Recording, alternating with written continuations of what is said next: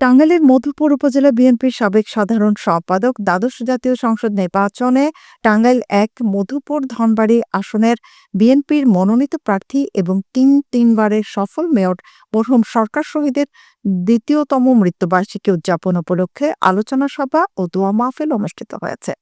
সোমবার ১৩ জানুয়ারি বিকেলে উপজেলা বিএনপির কার্যালয়ের মধুপুর শাখার সামনে অনুষ্ঠিতব্য আলোচনা সভায় প্রধান অতিথি হিসেবে উপস্থিত ছিলেন বিএনপির জাতীয় নির্বাহী কমিটির সদস্য আলহাজ ফকির মাহবুব আনাম স্বপন।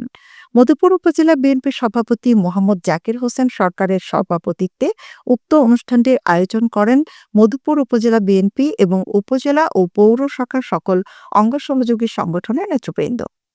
অনুষ্ঠানে আমন্ত্রিত অতিথি হিসেবে উপস্থিত ছিলেন ধনবাড়ী উপজেলা বিএনপির সভাপতি অধ্যক্ষ এম আজিজুর রহমান, ছাত্রদলের কেন্দ্রীয় কমিটির সভাপতি নাজমুল হক।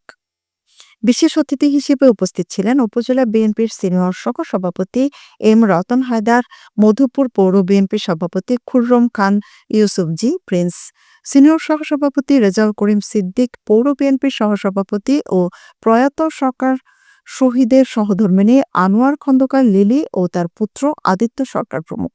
উক্ত আলোচনা সভা ও দোয়া মাহফিল অনুষ্ঠানের সঞ্চালনায় ছিলেন যথাক্রমে উপজেলা বিএনপির সাধারণ সম্পাদক মোহাম্মদ নাসির উদ্দিন ও পৌর বিএনপির সাধারণ সম্পাদক আলহাজ খন্দকার মোতালেব হোসেন।